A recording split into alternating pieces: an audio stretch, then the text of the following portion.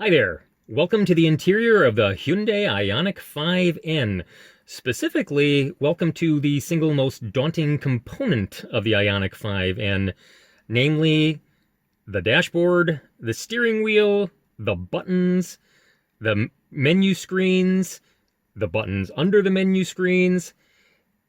This is a very complicated car. There's no getting around that.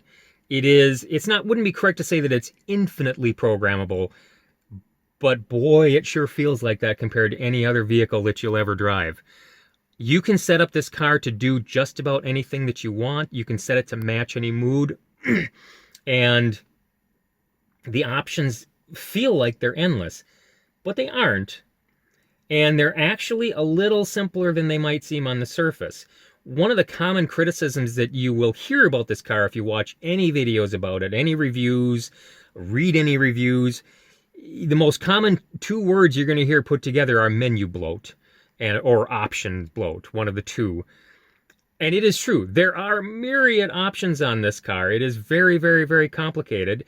So it's understandable that people who haven't spent much time with it are going to complain that there's too many options, that we're trying to get launch control, but we keep getting the screen that's telling us conditions not met. We can't figure it out. You'll see a lot of videos of people trying to do launches where they're just playing with the buttons over and over again and mashing things and getting frustrated trying to figure out how to get it to work. It's understandable because most people who are reviewing the car are not people who own the car. So they're spending a limited amount of time with it. They don't have time to learn it. This is a car with an enormous learning curve. There's no getting around that. But here's what gets lost in that. Again, to be fair to the reviewers, because they haven't had the time to get to the point where they understand this. Once you've figured out how it operates, once you understand how the controls work, how things do interact, it's really easy to set this car up however you want it. And in fact, to set it up in multiple forms and to be able to access them with a push of all the buttons on the steering wheel. You can just push a couple of buttons and change the car into a completely different vehicle on a whim while you're driving down the road. Unfortunately, you're not going to get that if you watch a lot of the reviews out there. So, my name is Steven. I am not a professional YouTuber. I am not a professional car reviewer. I am, however, a very enthusiastic and happy Ioniq 5N owner who's a little frustrated sometimes at watching some of these videos. So my goal here is I want to give you some tips and some tricks on how to get this car set up the way that you want. Not necessarily every option, not every possibility, but kind of the broad strokes for what you can do to make the car easy to use. So again, not being a professional YouTuber, this isn't necessarily going to be organized in the way you might like. There's not going to be any chapter stops or anything like this. Oh, and speaking of YouTubers, this is my YouTube channel.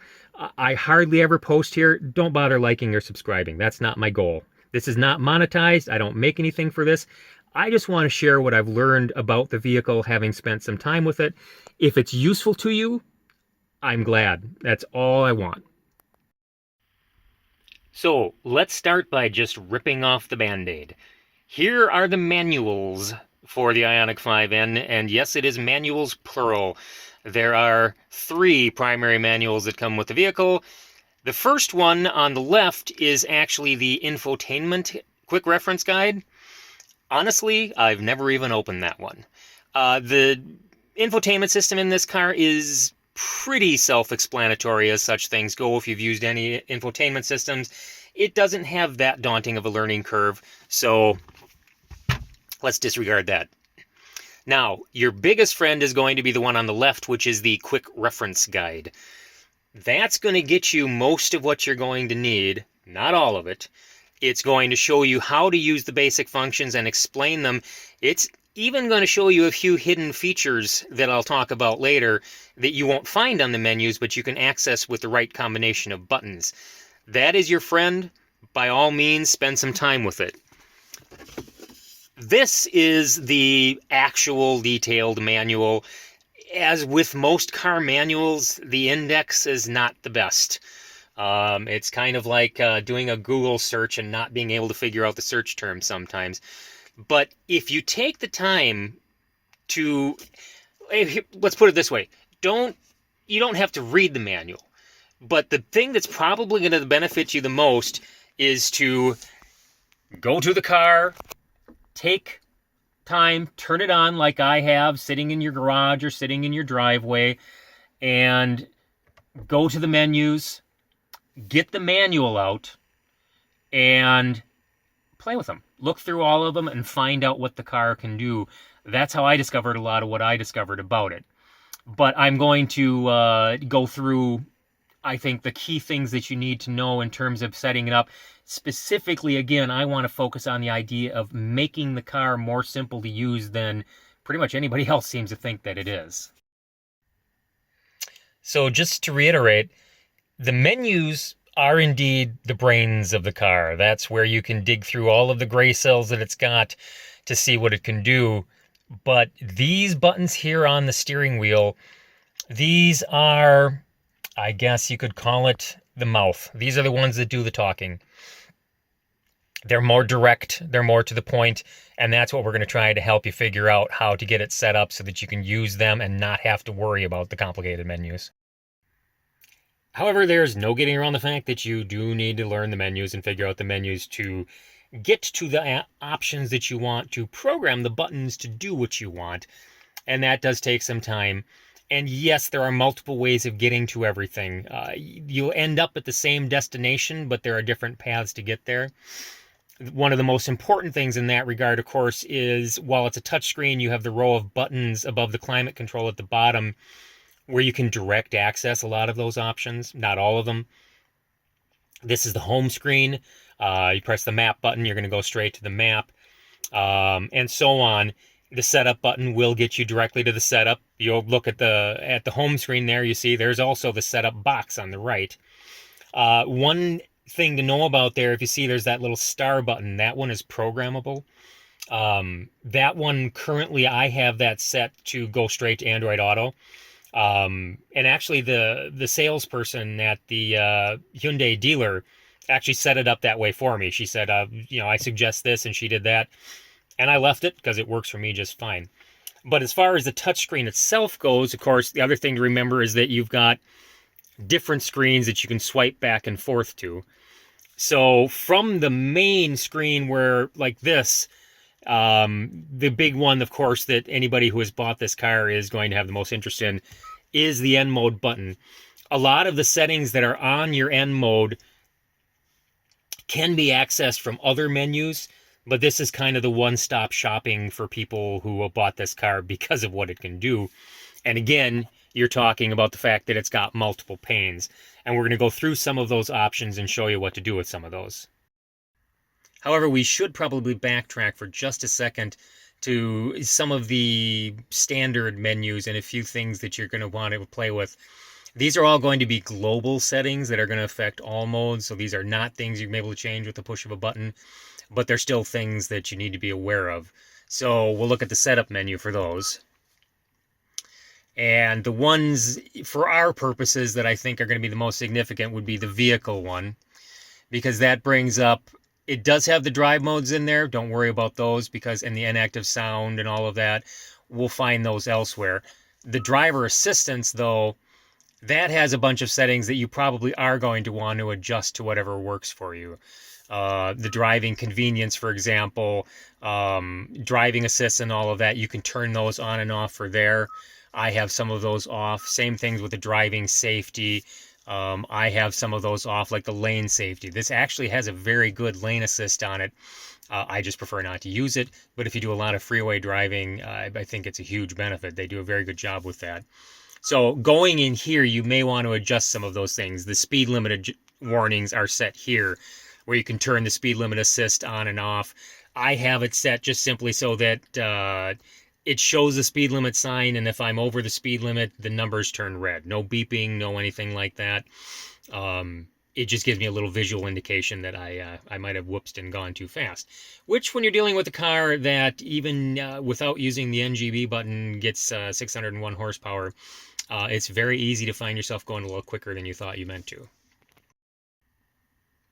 The cluster button is another one that you're going to want to play with, because that lets you actually set and change what you actually have on the display, mostly for the basic themes and the styles for the gauges, the graphics and all that. You could change that to suit your own particular mood. There are other things that are more accessible, like directly from the wheel, like you've got the various things, lap timers, and I always have the, I'll go back to that there. I always have the G-force gauge on there because I kind of like seeing that. But you can adjust all of that to your tastes as well. The other one, if you are a nerd and if you bought this car, there's a strong possibility that you are. If you go back under the vehicle, you're going to want to go to the lights and adjust the ambient lighting to match your particular mood. It's of no import whatsoever, but we all know that we love it. Now, back to the home screen, and I'm just going to push the friendly home button to do that. And again, remember, there's always multiple panes. So from your main home screen there, which has sort of your basic, we can see what's going on from all sides, that's where your N mode select is going to be. That's where you're going to be spending a lot of your time. And again, remember, multiple panes here, multiple options. The other thing that's very important to remember is there usually are drill downs. So while you may think you have selected everything that can be selected, a lot of times you can go down to a sub-menu. Yes, we're back to menu bloat here. But again, most of these are things that you're going to kind of set once and forget. So watch out for the little setup gear selector buttons on there, because when you press those, you're going to bring up more options. So, for example, on this case where we can select the various options that the car has, the motor, steering, suspension, the differential, ESC, and the ignition sounds, if you dial down a little bit farther into them, you're going to see more options and more explanations for those options, and that's always good to know. You're also going to be able to dig into performance options like that, where it's going to give you a little bit more detail. But let's look at some of those details. So for example, on this screen, I'm in my custom modes, and I can change the sounds that the car makes. But that's not all that there is to the sounds. And that's, again, where this can get a little bit complicated. So when we go into the performance options and then go into the inactive sound, you'll see that well, right now I've got it turned off, but if I turn on ignition, which is the one that most people are going to use, you don't just turn on ignition. There's a drill down. And from the drill down, you can set the volume. Yes, I have mine turned all the way up. You can do what you wish. This is also where you can turn on the exterior speakers. They're not on by default. And it is also where you have the high performance sound effects. That's what gives you the burbles and all the fun things like that. And okay, the sounds are not completely convincing. They do sound very, very synthesized and digital. But what you probably can't tell unless you're actually in the car, certainly if you're watching on a phone, is that they're a little better than they sound when you're watching a video on them, unless you happen to be watching on your computer and you've got speakers with a subwoofer attached. Because they are kicking some low frequencies to the subwoofer, especially in the ignition mode here. There's an actual physical rumble coming from the sub that makes it feel a little bit like a vibrating engine. And those low frequencies you're not going to hear on the videos. But what's funny about it is when the car is idling, so to speak, with its fake sounds, that's more convincing than when you have it revved up higher. But again, some of these options you can select from that. That's where it's important to remember that you can always drill down and usually find another option. Now let's get to the nitty gritty, and I appreciate your patience with me in getting to this point. But I bring up things like the sounds for a reason. There are settings that appear to be global that aren't.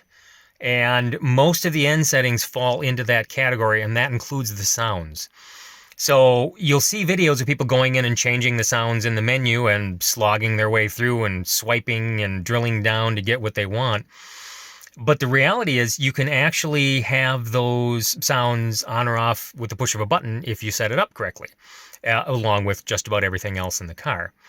And that's where I think people aren't quite getting the power of it. And there's a few keys to that.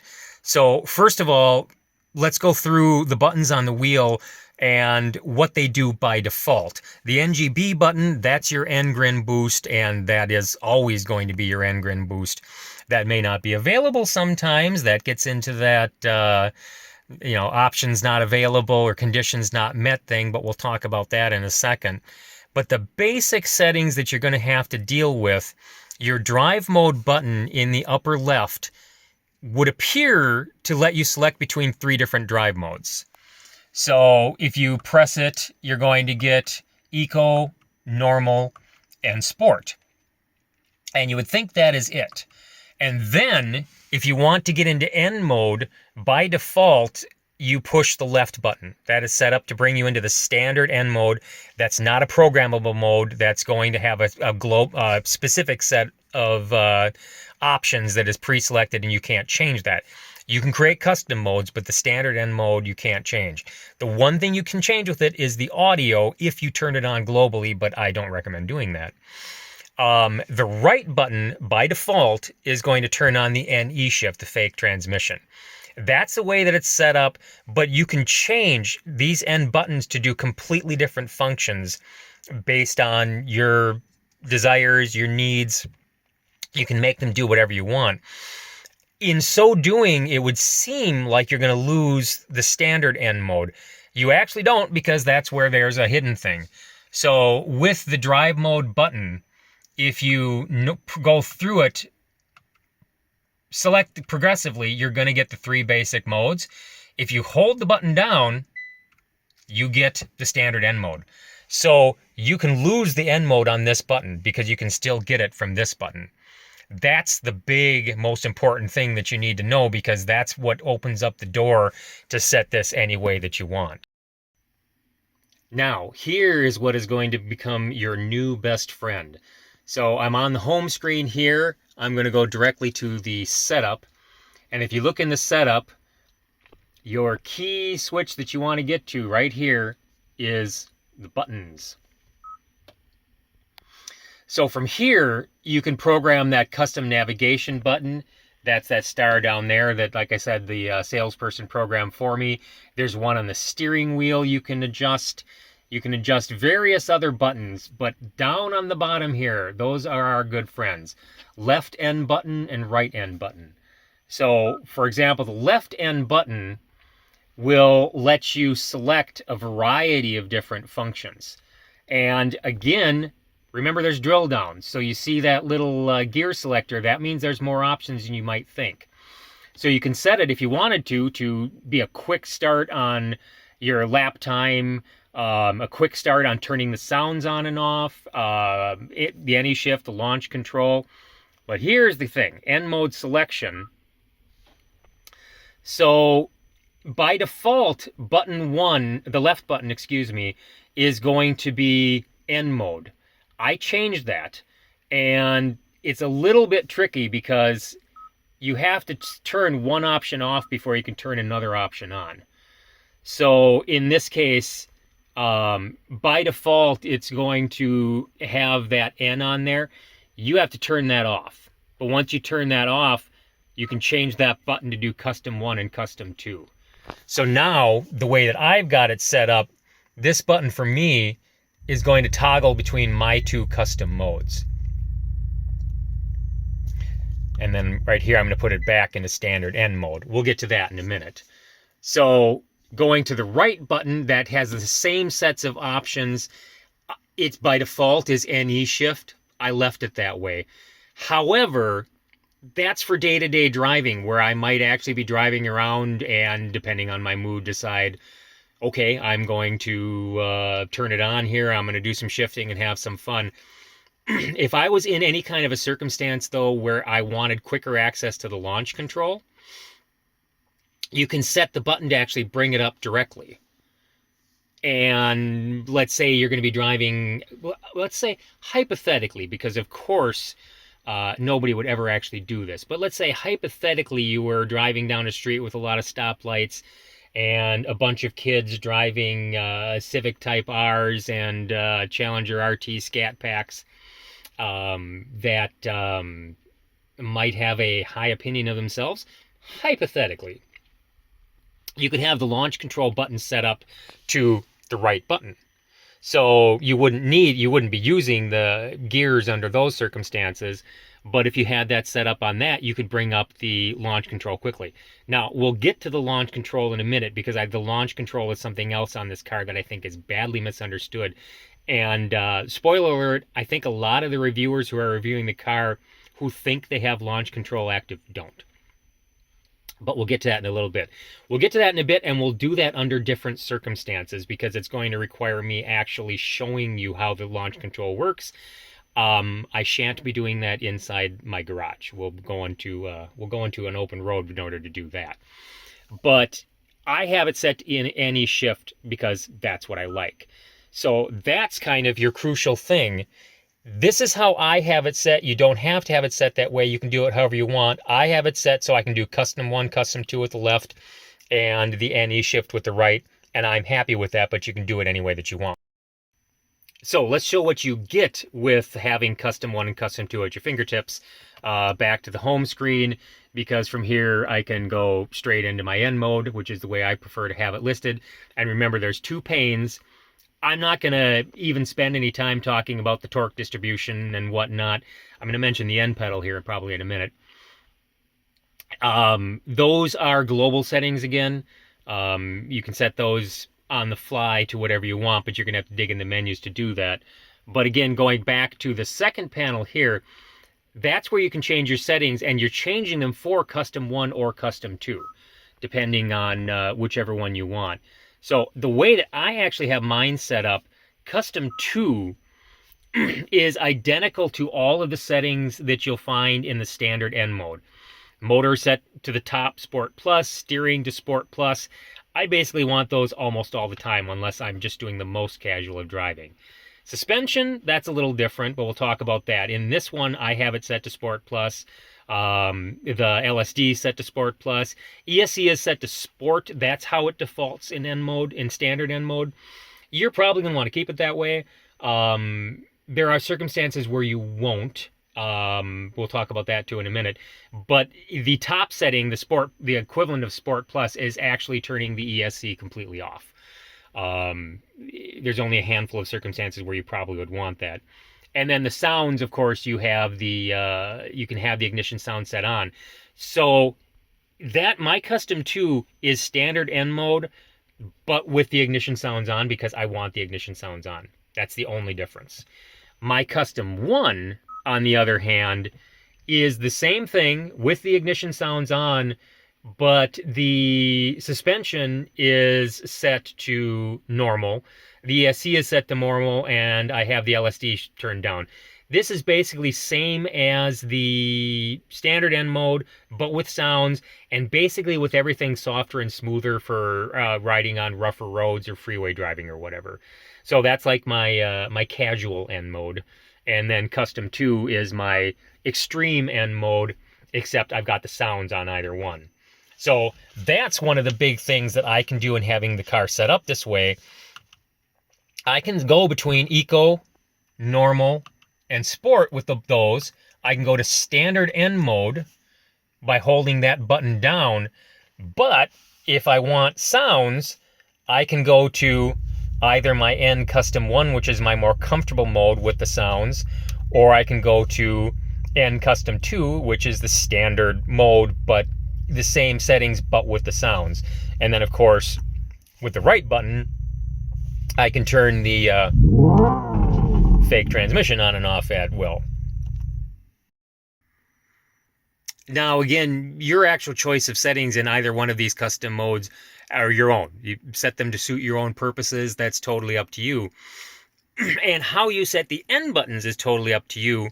Although, I'll be honest, I do kind of recommend setting it up the way that I have it set up, because I just think that gives you the maximum flexibility in terms of being able to access whatever you want straight from here.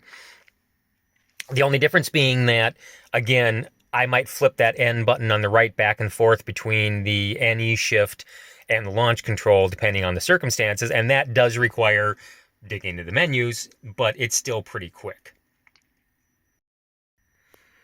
Now, one other quick word regarding the controls on the wheels, and again, I'm not even getting into what these controls do. I'm just talking like the basic functionality.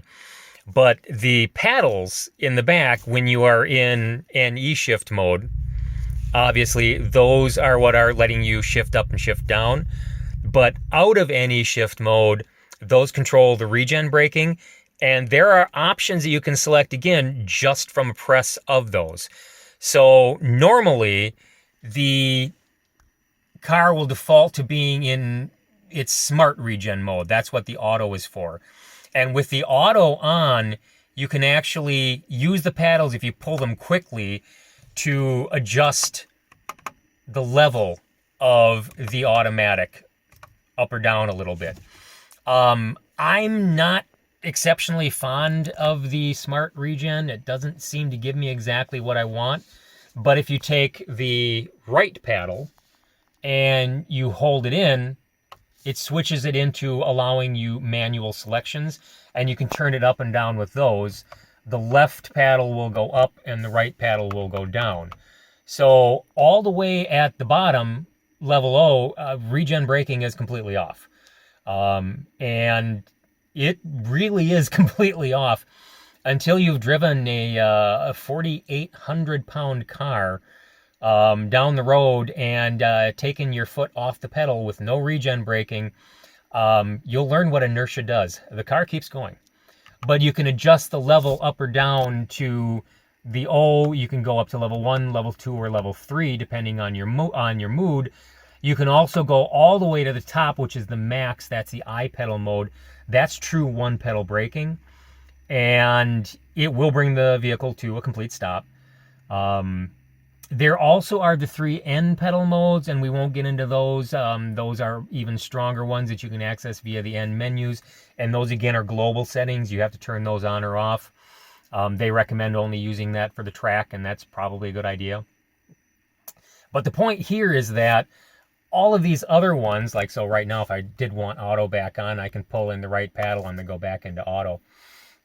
All of that is accessible from the paddles or the buttons. You don't have to dig into menus.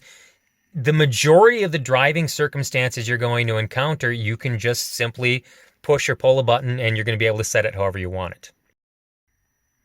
Now, here's the final thing that I alluded to earlier that I think is not well misunderstood. 2 functions that would seem to be related, and they are, but they don't function with each other in the way that you might think. That is the N-Grin boost mode, the NGB button, and our friend launch control. Like I said, I strongly believe that a lot of the people who are reviewing the car, when they're pushing the NGB button, they think it's doing something, but it's not. When they're activating the launch control, they think that they're using a launch control, but they're not. There are a couple of things that you need to know about that. So let's talk about that. But for that, we're going to need to relocate to the open road because I would rather not rock it throughout the back of my garage. All right, driving the Ioniq 5N, as a real YouTuber might say. And that's actually a lie because, of course, no, we're not driving. We are sitting safely parked on a country road in the middle of nowhere, hence the visible lighting change. But to actually show the way that the NGB buttons and the launch control function, it's best to do so in the safety of circumstances where you're not going to damage your house. Now, it is well known that various functions are not going to work if the conditions are not met. You're going to see Mr. Conditions Not Met frequently if you don't have the car set up properly to begin with. If you do, you'll rarely see it, although there are some circumstances where you might if you've given yourself options like I have. So, for example, the NGB button, that does give you the extra horsepower, the full 641 horsepower for a 10-second burst. You do have to have the conditions met for it. It's not going to work in all modes. Right now, I've got the car in standard N mode. I also have the car in park. And you'll notice that if I push the NGB button, it says it can't be activated, conditions not met, because you can't activate it when you're in park. Now, if I hit the brake and put it actually into drive, then I can push the NGB button and it'll say ready. And once I start the car going, you'll see a countdown timer for 10 seconds. When the 10-second is up, NGB is done, and you have a cooldown before it'll turn back on again. You can also turn that right back off again. If you don't see that, you have not activated NGB. So there are circumstances where you can hit the button and it's not going to say conditions not met. Nevertheless, it's not going to do anything. One of those is when you're in launch control, and that gets us to the rant that I've been waiting to give you.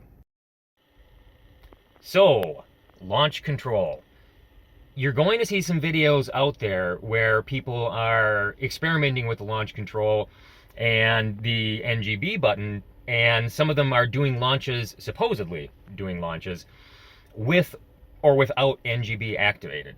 To put it bluntly, they're not doing what they think they're doing. They're 100% wrong. You can't do both. NGB and launch control are mutually exclusive. They're mutually exclusive as buttons, though not as functions. And that's because of something that I think people aren't thinking through that clearly. The whole point of launch control is to give you the maximum power, the best conditions for doing the quickest possible launch. You're getting the extra 40 horsepower by default when you turn on launch control. That's one reason why the buttons are not tied together. So it wants the functions to work separately. So if you have the NGB button pushed, and you try to turn on launch control, you're going to get conditions not met. It won't let you turn it on.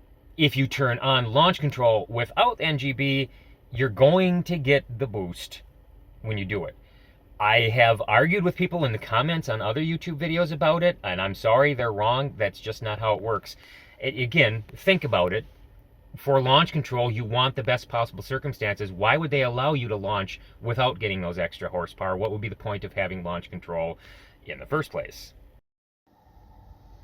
Now, normally, once you do have launch control active, you actually use it by holding the brake down with one foot and pressing the accelerator all the way down with the other, and then releasing the brake.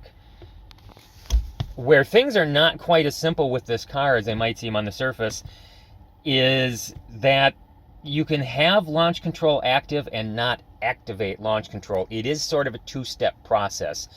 You can meet the conditions but not meet the conditions, and that is one area where things are probably more complicated than they should be. But let's talk about how that can happen, because I discovered this by mistake, and that's one reason why I think that a lot of people that are using the launch control aren't. So let's show you what I mean. So I have put the car back into normal mode. I'm not in eco, I'm not in sport, I'm definitely not in N modes. In normal mode, you will not meet the conditions for launch control to work. However, you can actually turn launch control on and off. So if you look at the screen over here, there's launch control activate. So I can press launch control activate, and if you look up here, the LC symbol shows up on the top that launch control is active. It is active, but it is not activated until you actually do the right combination on the pedals. And you may not actually go into launch control if you're in the wrong mode. So right now, in normal mode, if I press the brake, well, actually, let's press the brake in and let's put it into drive. So I press the brake in, I put it into drive, now I push the accelerator all the way down, despite the fact that it says N launch control active and that LC is there, I'm not in launch control. Now, let's put it into one of my custom N modes. Specifically, let's put it into my N Custom 2, which is a mode where launch control will work. Now you'll notice again, launch control says activate, it says active, so in theory it's active. Now, if I hold the brake down and put it into drive. Now if I press the accelerator in, you get the launch control ready. If you don't see that screen, you're not in launch control, even though, again, it says active. And the reason I discovered that was I was trying to activate launch control from, sorry, let's do my custom modes. I was trying to activate launch control from my custom 1 mode, and it won't work in my custom 1 mode because I've got the ESC set to normal. That doesn't meet the condition. So in my custom mode here, now if I've got launch control active and I push the accelerator down, nothing happens because it won't let me use it. I'm gonna put it back into park here to avoid a mistake. That's what I think people are missing. So I think a lot of people, they think launch control is active. They see the LC, they think they're good to go, they push the pedals down, and then they turn the NGB button on, and they may get the NGB to work. But they're getting the NGB to work because they're not actually in launch control. So yeah, that's a little complicated. Is it maybe a little too complicated? I suppose, yeah, maybe it's a little too complicated. But it's worth knowing that you gotta play around and discover how the car actually works, and it will tell you if it's doing what it should be doing. If NGB is really working, you'll see that little countdown timer and the ready and then the countdown timer. If launch control is really working, you're gonna see that pop-up that I just showed you. I'd love to show you an actual launch. I don't have a car mount for this phone. Again, this is just a casual video from a casual YouTuber. So I can't show you that because I need both hands on the wheel with launch control, because trust me, it's like nothing you've ever experienced.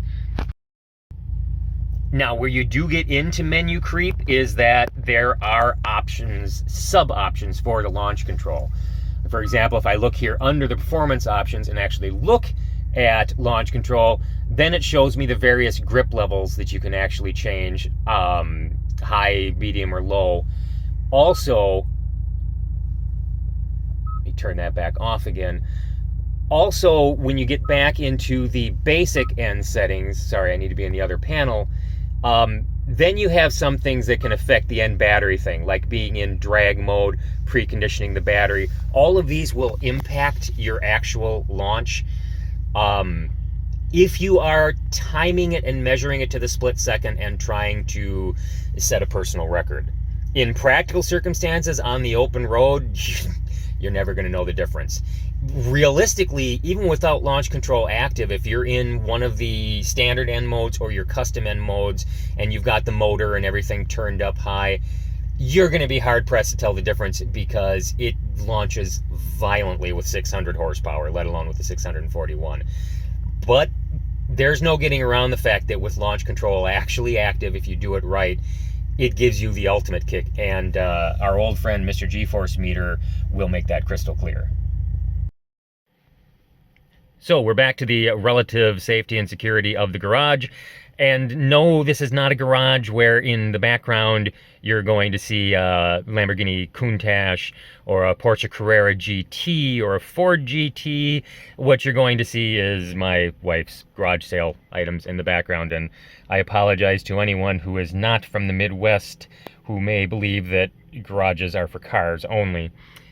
But in any event, one quick thing I wanted to add regarding launch control and driving in general and the sounds. Much has been made in almost any review you're going to see.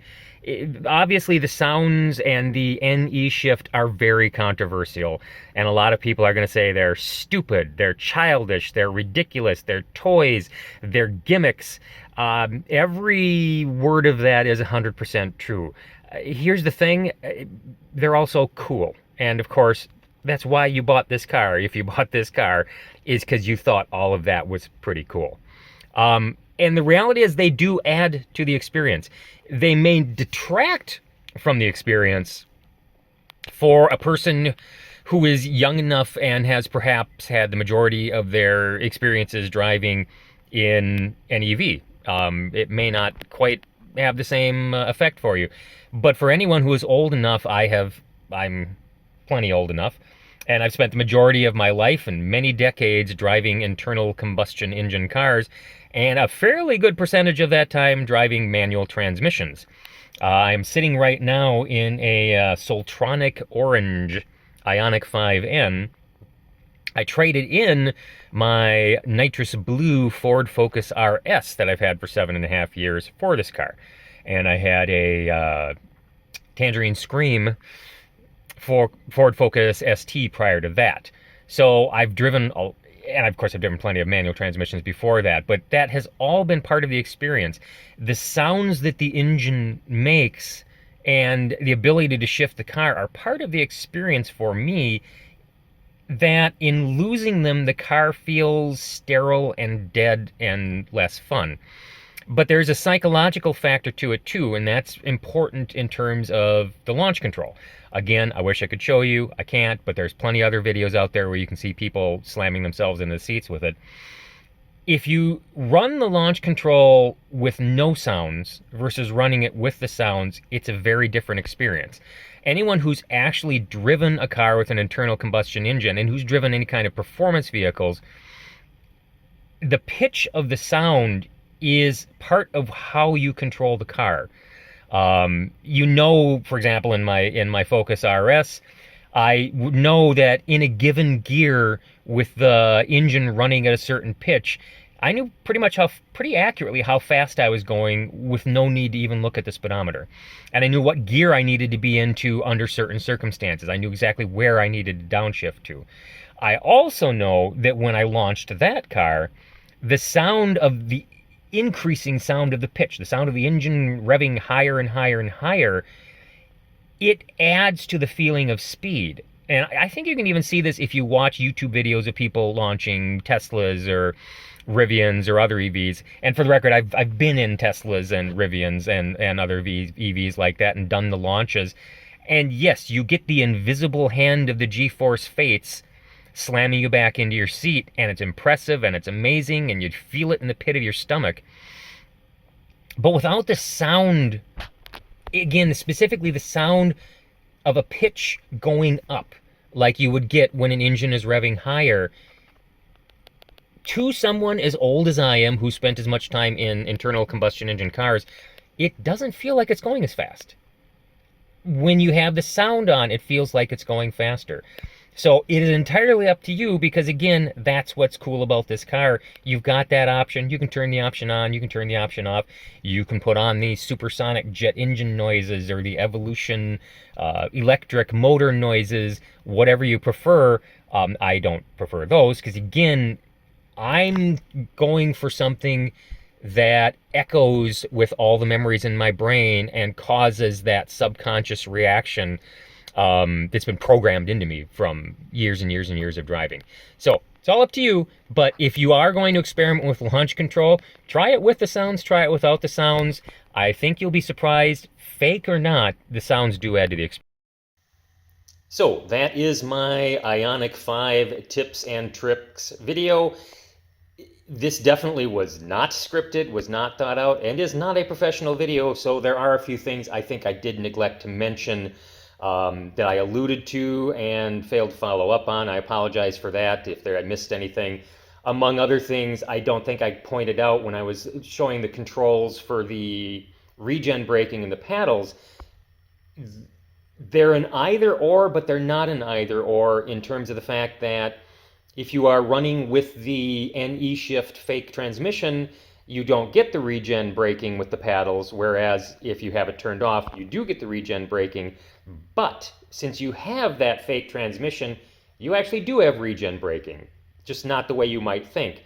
It uses the regen as part of the fake shifts to provide things like a serious clutch kick, to provide a bang when you hit the rev limiter, the fake rev limiter. But also if you are decelerating and you shift down, as you shift down, the engine that's not there revs up, and it uses the regen braking to recreate that experience. So you can actually shift down if you want to slow down to a stop sign, and you're going to get regen braking because it's doing that to recreate that effect. I also was talking about some of the hidden features, speaking of braking. Among other things, you won't find this in the menus, and you do have to open up the manuals in order to get it, but you can actually you can use the regen braking on this with the end pedal mode to have a very different experience with braking into corners and weight transfer. But if you are into traditional trail braking and you've got the experience with it, there's actually a way that you can activate a mode that will let you do left foot braking. It isn't something where you can set it. You have to be under certain conditions and press the right buttons in combination, and then it will activate it, and explains how to do that in the quick reference guide that I showed you earlier. So I did neglect to mention things like that, and I apologize for that. In all other respects, I hope that I gave you some things here that may be useful to you. By all means, feel free to leave any comments and ask any questions. I'll do my best to reply to them.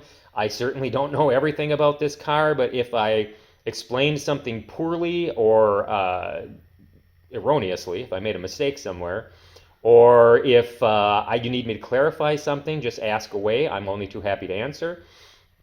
If you think that this car is stupid and you think that the functions that it has are stupid, I would suggest finding a different video. I don't want to hear that, and I don't need to hear that. I don't understand the need that people have to go onto the videos and web pages relating to something that other people like but they don't, and to try to bring everybody else down. So if you want to make a video about how stupid the Ioniq 5N is, you can do that on your own. This is a video from someone who enjoys it and who just simply wants to hopefully help you learn more about it. And again, don't bother liking and subscribing, but by all means, let me know what you think. Thanks.